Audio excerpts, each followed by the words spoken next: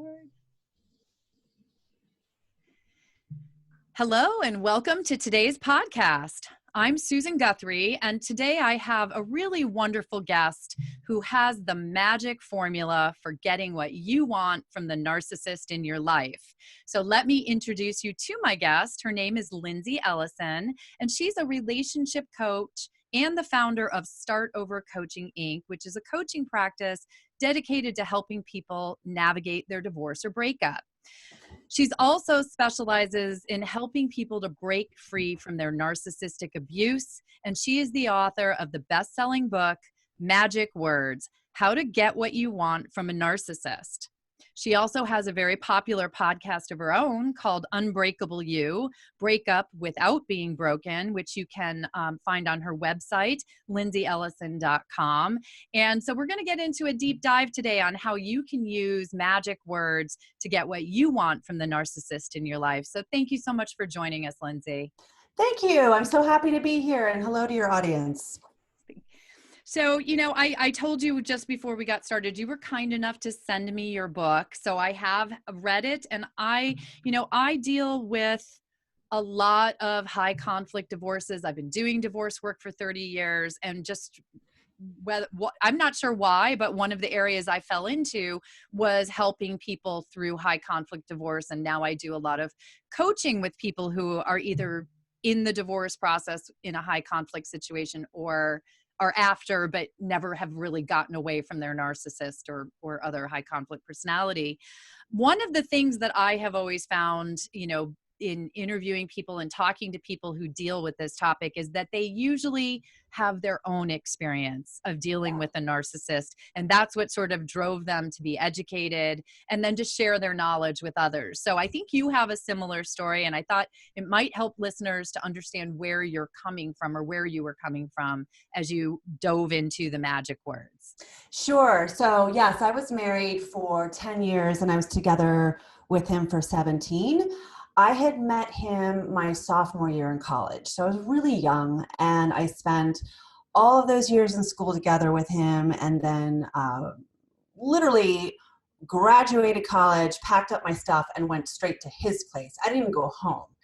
And so I really just spent my whole early adult life with him, all through my 20s. And then it was really after having my two kids and hitting 30 years old, where things just started, the light bulb started to go off. I was a little bit older, had two kids, and the minute we had kids really, or it wasn't the minute we had kids, it was really more when my son started to get a little bit older and in school, our parenting styles really started to clash. And there were a lot of red flags throughout that entire marriage and relationship that I really just didn't even know any better to question. But then once I turned 30, things just started to become very difficult. And it really took me another 5 years to get out of that marriage. And I didn't really want to get out. I mean, no one goes into marriage thinking they're going to get divorced. I had two little kids, and all I wanted to do was just make it work.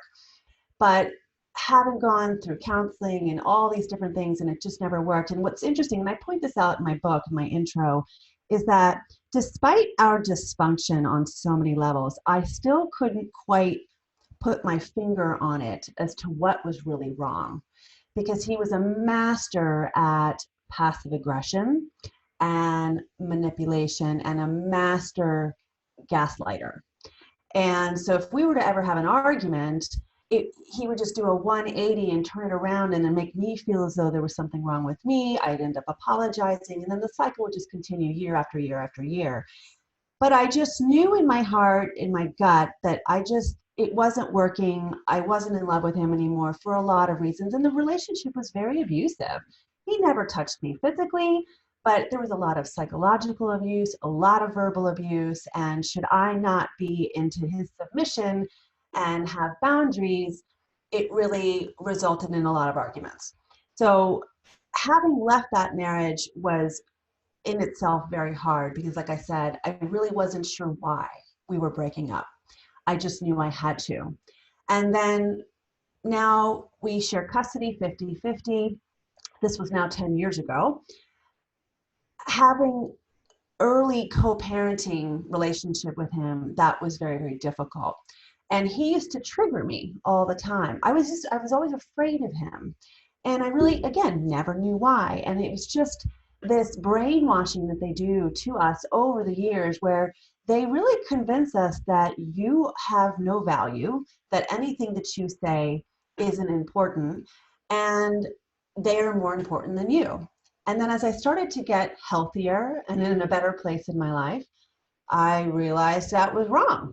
So then that's where we start to argue, and then we're really not getting along. And it's a very long story as to how I ended up getting to this book, but it started off really through coaching and writing and really learning about narcissism and the disorder and the origins of the disorder. And I think this is where a lot of authors miss the mark in terms of discussing the origins, because we typically look at narcissists as evil, the enemy, the abuser, the scary person. And we label them as such on one level because we have to, right? That's Right. what's going to help us have clarity on the situation. But the other thing is that we don't take it past that, where we really see the origin of their disorder and that they are actually underdeveloped adults.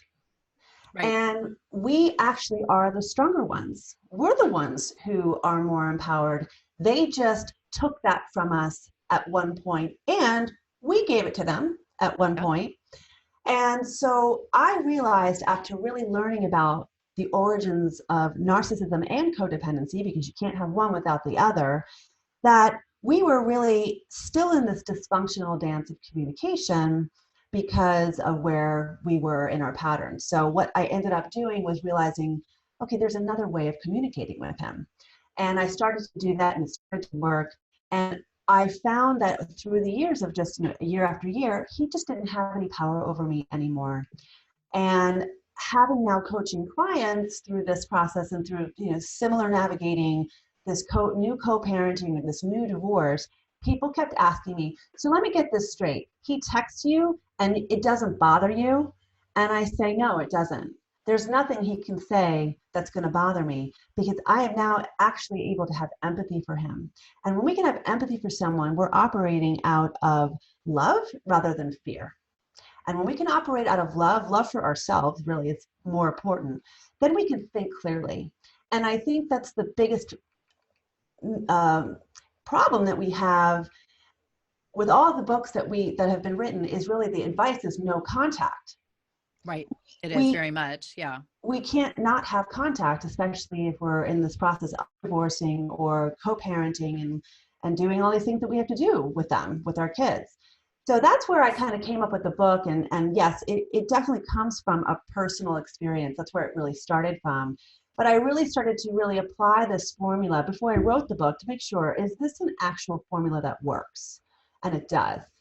And I also, really footnote this a lot in my book that these magic words and phrases are not foolproof, but they're designed to help you disengage and to neutralize the power struggle. And once you can do that, now you're in charge. Now you're in control. Right. And it's interesting you say that because when I'm working with clients who are in the throes of this, I call it the death match, with their ex, I say, you're not going to change that person, which is always that aspirational. That's why people send those emails that are, 16 pages long with all the references as to why Yep. if you just behave as a better father or mother, we could do everything would be better. But you can learn to manage your relationship, your communications, and your response to them. So I love what you said about having empathy. It brings up Brene Brown and empathy, and it's not necessarily just empathy for the person who has the narcissistic personality disorder or traits in your life, but for yourself as well, because there is a Exactly. lot that goes into that. One of the things that you said that I wanted to explore a little further, because I think that many of the listeners will either experience this or maybe in the throes of it, is many people think that, okay, I'm going to get divorced from my narcissist and then everything is going to be better. like I'll be free, I'm going to go forward, and it's all over. And in fact, in most of the cases that I see, unless some other changes are made, it gets worse, especially if you're trying to co-parent, because of some of the things you said. So what were some of the common struggles that you found, or that you have seen over your years of coaching now, while someone is trying to co-parent with a narcissist? Right. And so first of all, the very act of divorce is the ultimate boundary. Narcissists don't like boundaries. And I always say boundaries are like kryptonite to narcissists. It weakens them. They don't like to feel weak, right? They like to feel as though they're winning all the time. So the very act of divorce is now just, you are a constant narcissistic injury to them. And they don't like that. So if you're co-parenting, now you've taken this big boundary, but then as you have now out of the house with this person and you're in probably a better place in your own headspace, you're not going to take a lot of their crap. And again, it's a boundary, it's a boundary, it's a boundary. So the more, the sad irony is that the healthier that you get, the harder it can be, right? Yep. And so this is so much of why I wrote this book, because we have been doing it all wrong. While our instinct is to say, no, you can't do that, because there's so much anger tied behind it through all the years that you did say yes and they took advantage of you. So our instinct is to say, no, you can't do that. And boom, I'm drawing a line in the sand. And so every time there's an engagement between the two of you, you then exercise a boundary and you wonder why things are really getting screwed up, because they don't like boundaries.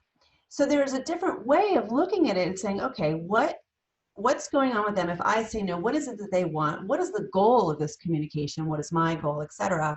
And we'll get to kind of the applicable things of what we can do and say to them. But some of the kind of the bigger issues is, one is parenting styles. Right. That's a constant issue I have with my ex. My kids are 17 and 14 right now, and they are gaining a large sense of independence. I have a senior and a freshman. One's about to go to school. He has his driver's license. I have a very different parenting style the older that they have gotten. And I'm a pretty hands-off parent, because my style is, you need to fall, and you need to do that on your own. And I'm not going to sit here and enable you. He is a classic helicopter parent and an enabler. So what he typically does is he'll blow up my phone when the kids are acting out or doing something, or he heard of something that I allowed them to do that he doesn't want them to do. Right. And he will blow up my phone and criticize my parenting style and how much he disagrees. Okay, so that's one. Even if the kids are little. So like, I remember my kids in first or second grade, and sometimes they were just too tired to do their homework. And I said, you're going to get a hall pass tonight because you're melting down and no one's winning here. Oh, that would never happen with him. And his parenting style, being that he's a helicopter parent, he is very controlling. He needs order and control, which I know this, and I have empathy for him. So rather than me saying F you to him, that's your style and my style, I will either ignore the text altogether, or I will find some neutral ground to make him feel calm, right? And ultimately, when we're co-parenting with a high conflict person, we are more concerned about our kids and their anger being taken out on our kids rather than really caring about their anger, right? Right. That's what we care about. Yeah, that's so important, is the fear. We're grown-ups, we can take care of ourselves, but the kids very much get caught in the middle of that tug of war, especially, with any parents that have different styles, but certainly with this type of a power struggle. Yes. And so when if you've got an ex like mine who's very controlling and likes to really dictate and tell you what to do, what he often does is he tattletales. He will tattletale on the kids. he will tattletale on me to the kids. Right. Or, you know, his most fun thing is he'll group text all of us and tattletale and like basically create a triangulational situation. And my kids were like, Mom, make this stop, right? So Yeah. it's often about parenting styles and then not agreeing to kid activities. This starts early on. It doesn't matter what age your kids are. It's I want the kids to do football and, you know, the other parent doesn't. Or one parent will over schedule. And I do find it's the narcissistic parent that is really over scheduling their child. And I mean, again, same thing happened to me. And I always like to remind my readers when I say this and my listeners is that the key thing you have to see is that narcissists see their children as an extension of who they are. Yep. And they want them to be just like them, or they want their child to have everything that they didn't have. And so if one parent grew up poor and now they have money, they're going to overschedule their kids because they, in their minds, they want to have all the opportunities that they never had. And it's one thing for a kid to be overscheduled in one marital home.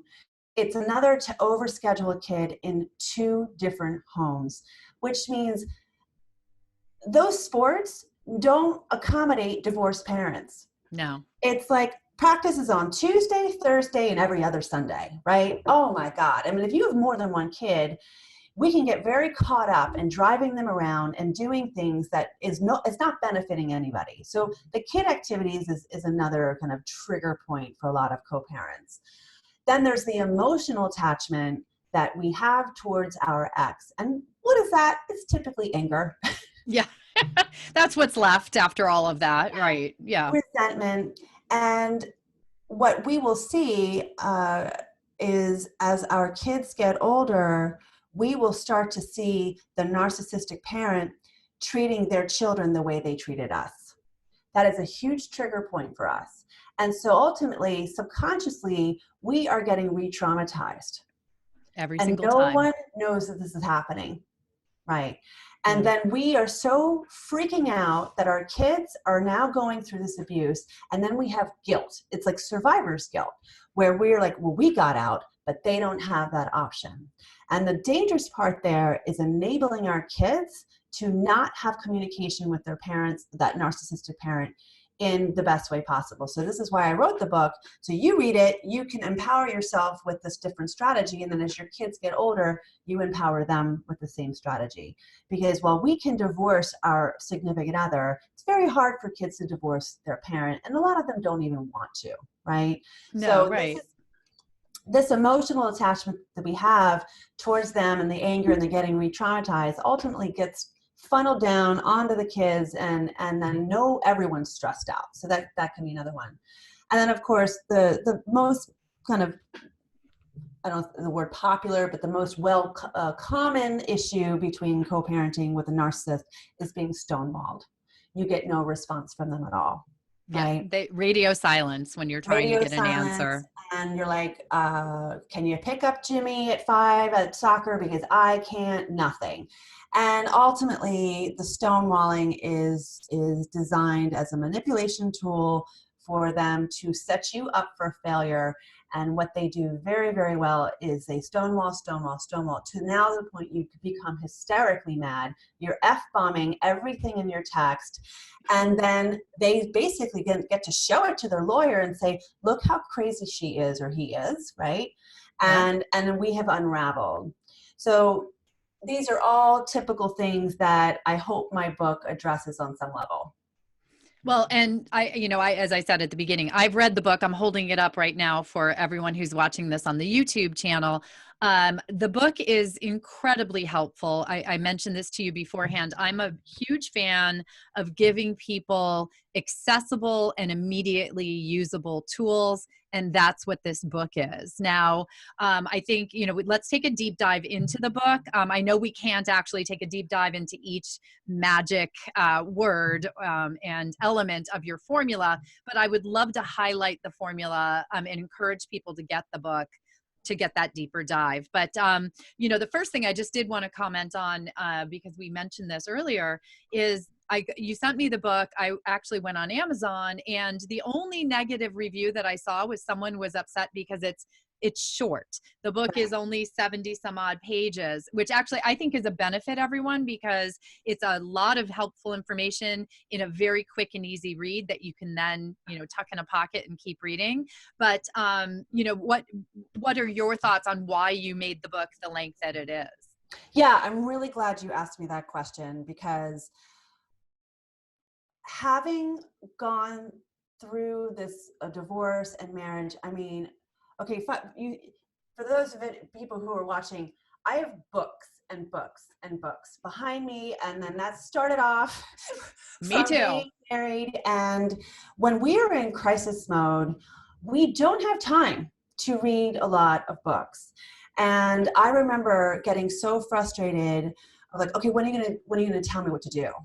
And so much, I think really publishers are telling their authors, because, size matters in what publishers' world. And have you ever read a self-help book where they spend literally a quarter of it telling you what they're going to tell you? Yeah, And without telling you what they're telling you. And you're like, oh my God, just get to the point.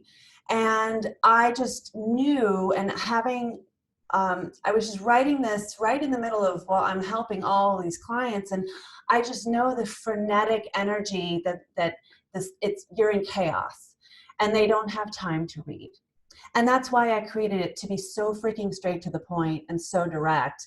And then I also wanted it to fit into your pocketbook, or to fit into your glove compartment, or your side, in your car, so that when you are getting a text message, you can literally glance at it and use it as a resource guide to say, okay, wait, what am just to remind you, because all this is a new language pattern is like breaking a habit, and so in order to break the habit, you got to keep practicing until it becomes second nature.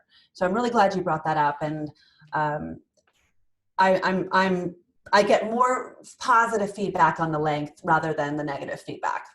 Well, and that concurs with what I thought when I read it, because honestly, there's a short introduction and a conclusion, but as you said, you get right to the meat of your formula. And so maybe we can jump to the formula right now, because I think that is that helpful information that people will want to hear. Now, I want to point out to everyone, we could spend at least an hour or more talking about each one of the steps of the formula. There's a lot of content in the ideas, but bottom line, magic actually is your formula. So you have very cleverly taken each letter in the word magic, MAGIC, and each one corresponds to a step in your formula, which is, again, I think very helpful for people. Mnemonics are so wonderful. People can easily remember things and help you walk through it. M stands for map their persona, which is the first step of your formula. So let's jump into that one. Okay. Well, just to give some background, is that I came from an advertising background before I even got into coaching. So I have spent my whole career on how to communicate and persuade buyers to buy such product. And the first element of when we're developing an ad campaign for a particular product, we do persona development. And we have to get to know what makes this person think, tick, and know everything about them. Well, the good news here is that I don't need, my readers do not need extensive qualitative and quantitative analysis with focus groups, because that's what we do in advertising. You've been with this person for a really long time. So you actually have all that data up here in your head. So this is great. So mapping their persona is really just taking out everything that you know about them and writing it down. And so in the book, I have examples using a fictitious character of Bill the Narcissist, and then I provide a question and answer format so that you can do that for yourself, and how to map their persona. And each step builds upon each other. So mapping their persona is the first step of really seeing them. And again, the whole point of this exercise, and make sure you do it, because even though you might know it up in the top of your head, the whole point of your exercise is or this whole book is to see your narcissist with a different lens. You're taking off the glasses that you've been looking at them this whole time, and you're going to see it from a very bird's eye view of, oh my God, and it's going to start to connect the dots of, holy crap, I totally see what this person is doing. Okay, so mapping their persona is that first step. Yeah, and actually, I loved how you handled this, because that could sound like a big task, actually, but you have done it in a very simple way of asking a question and then giving that example of what an answer might look like. And I think it's interesting, you know, Bill Eddy always says that narcissists and other people with high conflict personalities or personality disorders actually are very predictable. Yeah. They do the same things over and over again, but when you're living in the tornado of that type of behavior, it can be hard to discern those patterns. So this mapping is actually a wonderful way for you, from, as you said, that bird's eye view, to see what those patterns are, identify them. And Yes. then in your process, you move on to assessing. So A, from Magic, is assess their fears or insecurities. Yeah. So in order for you to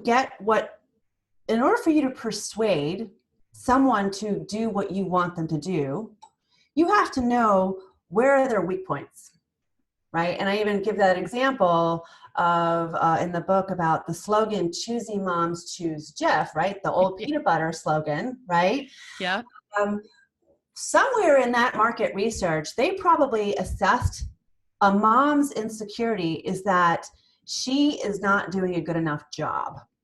Right? That's always our fear. We're not doing a good job. So they're complimenting, psychologically complimenting that you're a choosy mom. You're a good mom if you buy my product. So it's a very similar thing. And in order for them to get to that awesome, very, very, slogan that we all remember from years ago, that did not happen by accident. They did extensive research. So we have to do the same thing, where we have to assess their fears and insecurities. And again, it's a question and answer format, but so much of it is the origin of where those fears and insecurity came from, and it is always from their childhood. So I offer a number of questions of what was the relationship like with their mom? What was the relationship like with their dad? Like really getting the whole family dynamic. And then we're going to pick out all these words that keep coming up.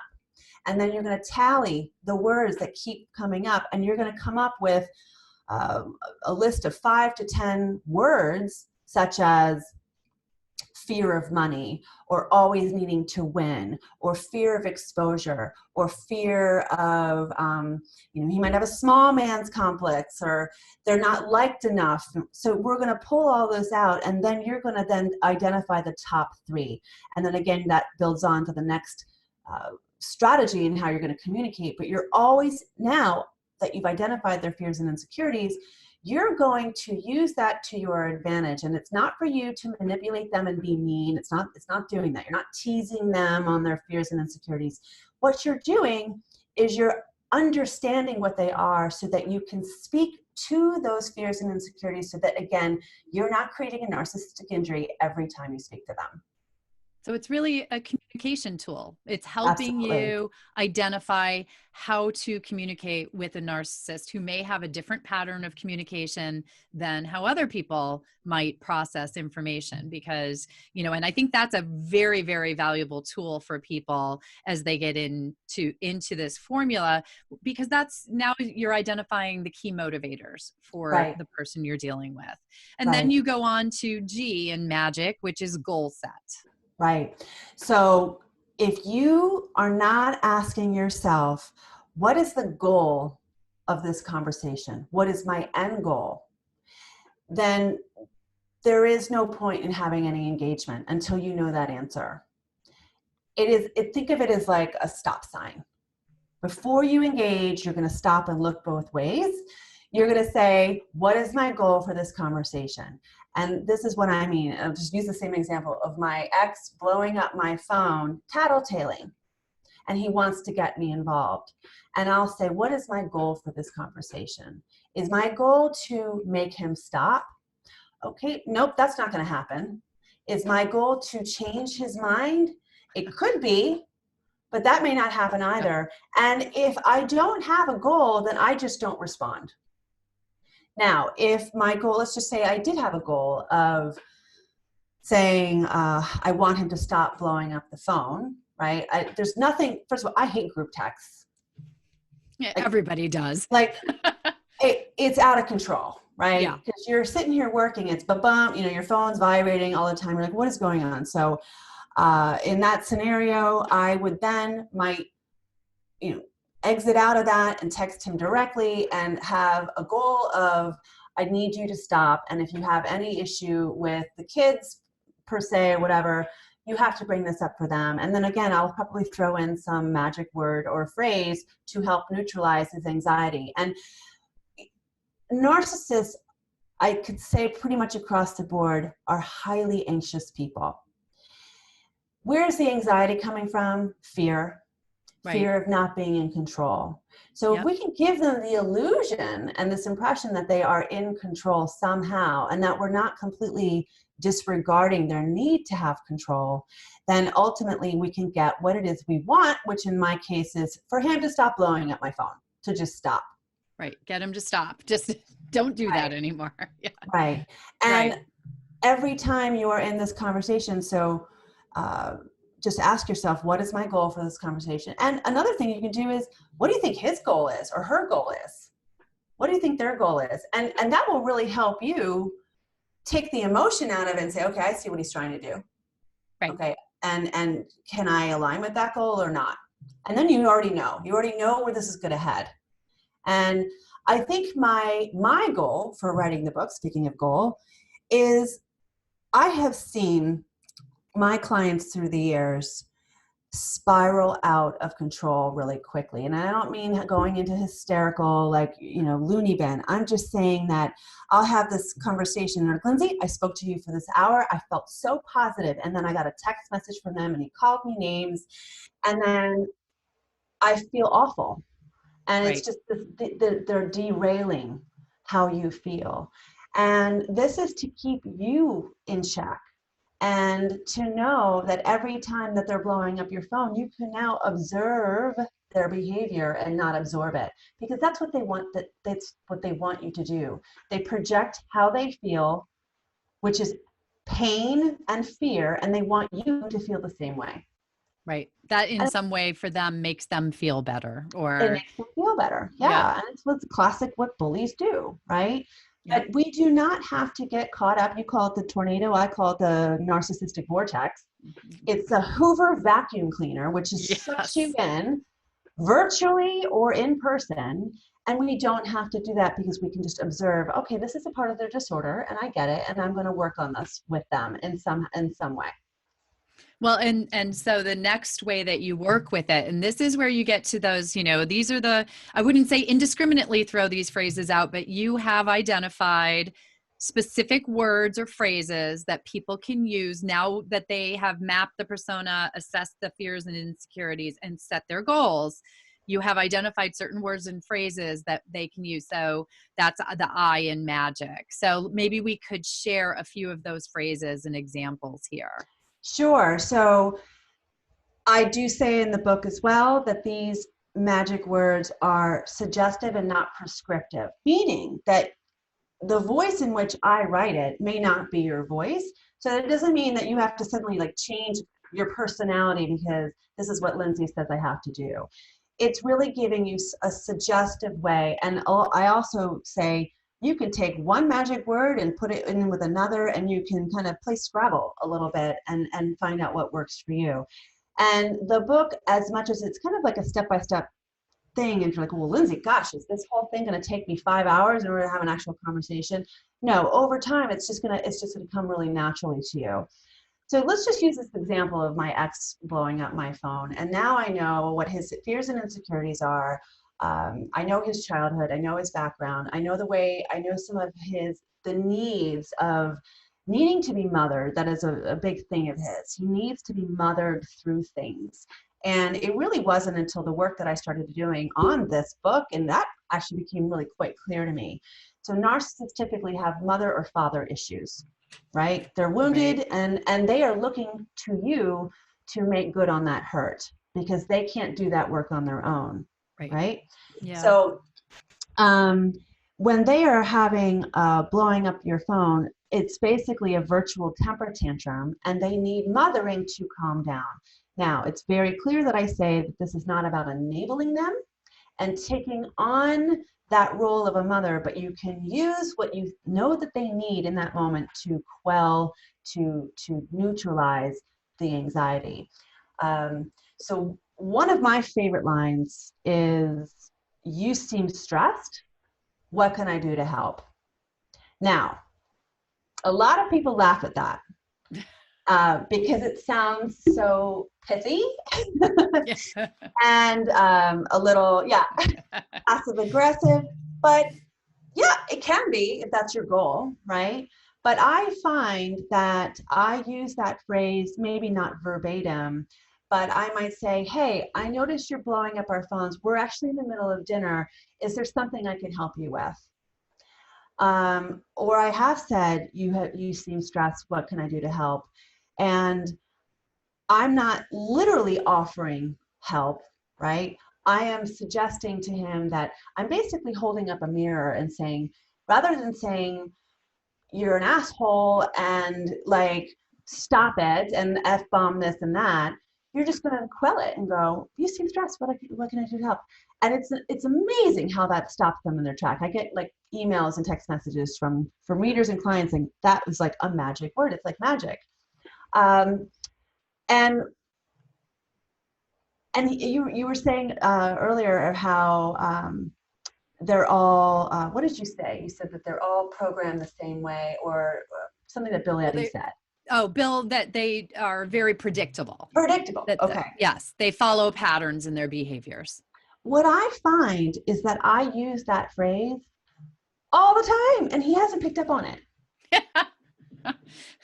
So it's definitely working. It definitely works. And the other one is, "I hear you. I hear you."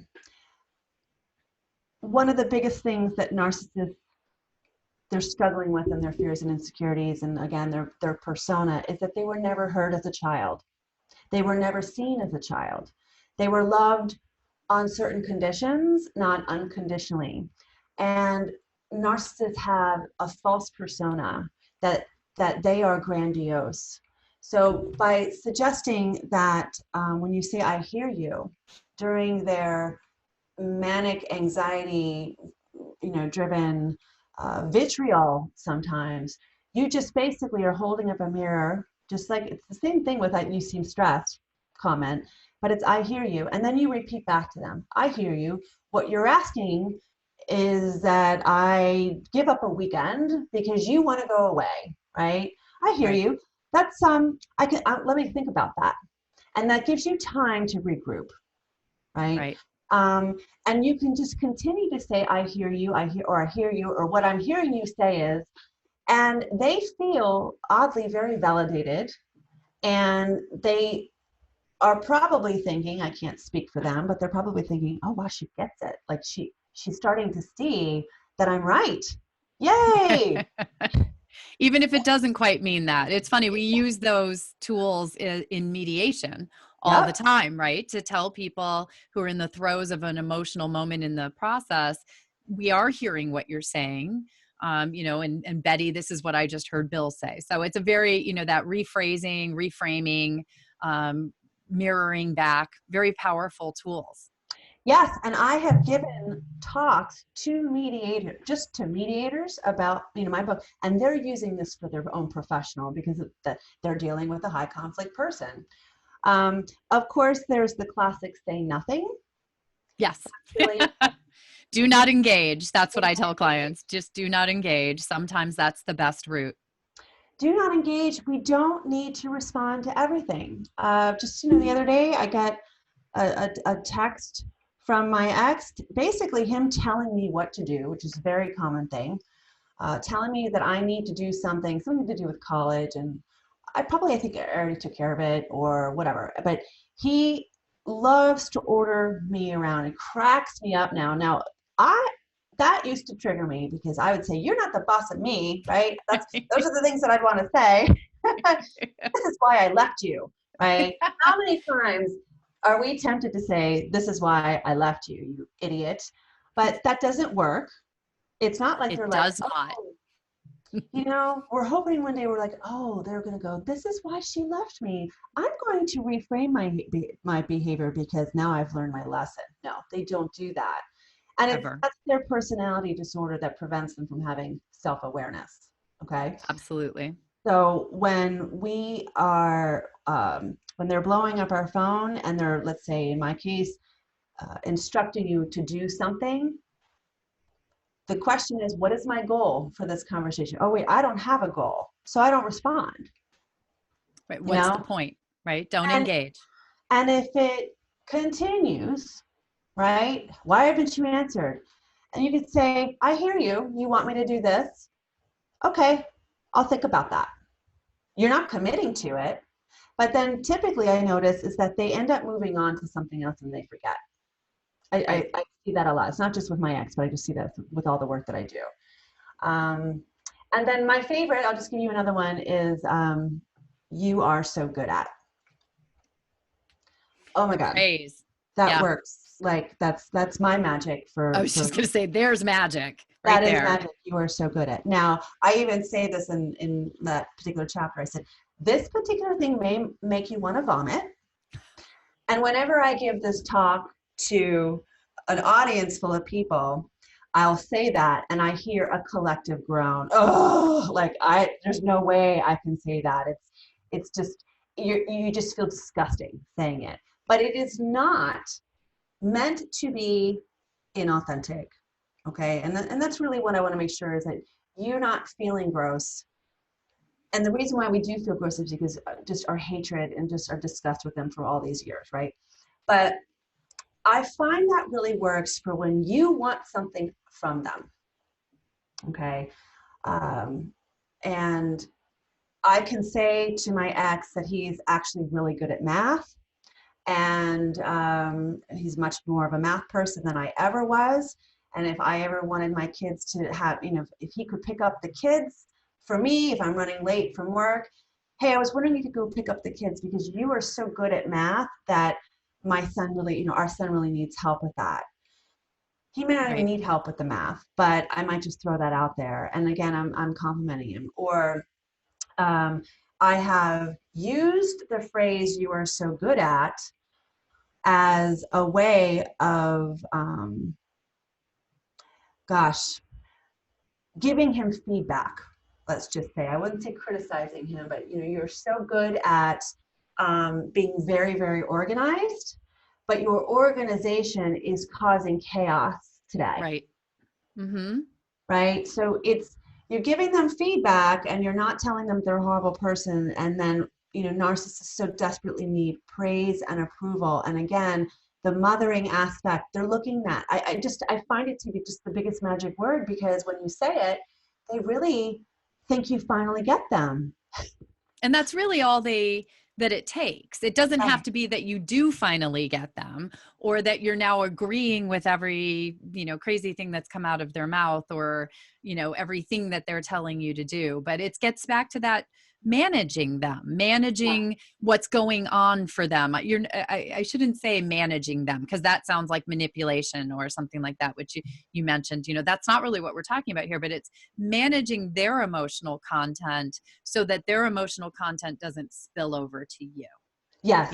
So and continue to run your life because that's what happens for people is they get so caught up in, I always call it the hamster wheel of dealing with the even though it is predictable, when you're dealing with a narcissist or other high conflict personality, you get stuck on that same wheel and you're running through that same process with them every time and doing the same things even though they don't work. So that's why the Exactly. formula is so helpful. But so now you've identified, there are other fabulous, phrases and words in there, but I want to make sure we hit on the C from magic, which is now communicate. So, why is that your end step? Yeah, the communication is a reset button, right? It's basically taking all the other steps. And before you go and do so, let's remember your why. And it's really, I wouldn't even say communicate in and of itself is a step. It's more of, it's a preparation to put this whole thing together to actually make it work. And I mentioned in the book that this entire communication so far, up until now, has been about you and him playing a bad game of tennis.